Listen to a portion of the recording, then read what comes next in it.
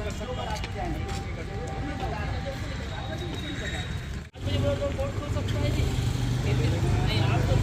तो मेहनत आपने कैसे बोला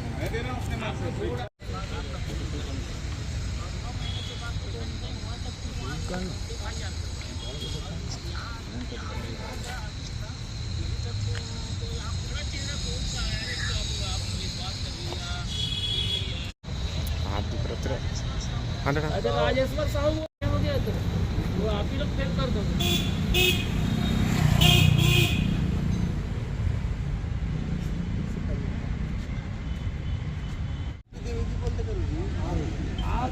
आपके द्विवेदी फूल पूरा बोल दिया। फिर से लेना पड़ेगा डिलीट। अनिल साहू बोला जैसे वो अनिल साहू राजेश्वर साहू पहले साल था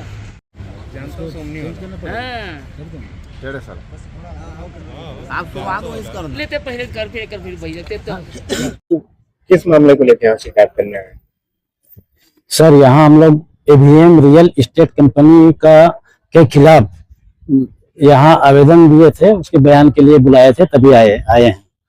क्या है सर, ये राजेश्वर प्रसाद द्विवेदी है जो बहुत बड़े बीजेपी के शासनकाल में बहुत बड़े नेता थे।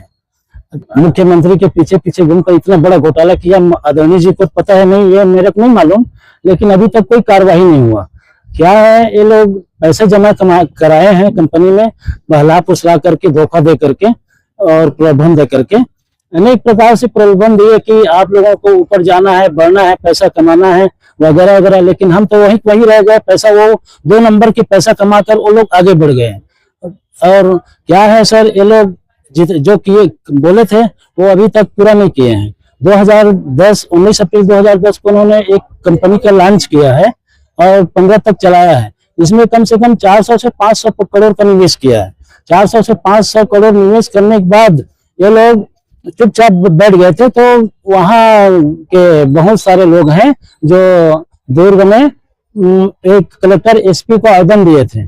आवेदन देने के बाद इन लोगों को कान खड़ी हो गई और तत्काल रात को 8 बजे यहाँ टेढ़ेसरा में अनिल साहू की स्कूल है, जो एक स्कूल है, वही ये लोग 8 बजे रात में मीटिंग किए कि केस वापस लो और हम पेमेंट करेंगे। अब सर हम लोगों से साइन तो करवा लिया इन लोगों ने कि पेमेंट वापस करेंगे करके, लेकिन जैसा ही साइन कराकर उन्होंने अपने पास रखा, क्यों ही उन्होंने एक सबका डॉक्यूमेंट है जो जमा करवा लिए, सबका डॉक्यूमेंट जमा करवा लिए। कई जने भाई के पास तो कोई डॉक्यूमेंट नहीं है, सब जमा करो हम वापस करेंगे करके। और जमा करने के बाद इन्होंने फिर से नया डुप्लीकेट नया बना करके सबको डॉक्यूमेंट दे दिया। और देने के बाद हम लोगों को 9 महीने के पश्चात ये वापस होगा करके एक पावती दे दिया गया।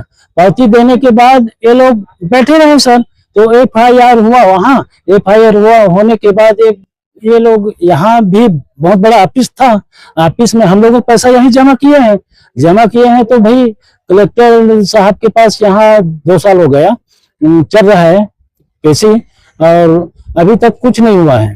तो हम चाहते हैं कि अनिल साहू है जो 15 से 16 में 15 से चालू किया जमीन लेने का, 21 तक जमीन लिया, लेकिन अनिल साहू के पास इतना प्रॉपर्टी आया कहाँ से?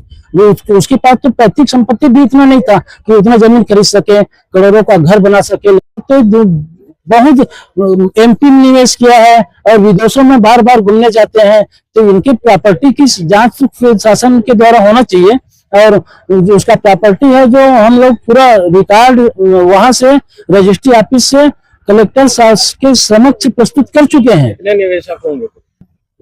पूरा निवेशक तो नाथगांव जिले में, राजनांदगांव जिले मिला के तो करीब 4-5 हजार से भी ज्यादा ये कार्यकर्ता होंगे, एजेंट होंगे। दिनेश देशमुख है सर, तो मेरा यही निवेदन है कि उसकी जमीन है उसको सीज करके और बेच करके कम से कम जो यहाँ महोदय जी है कलेक्टर महोदय, वो हम निवेशकों को पैसा वापस कर दे।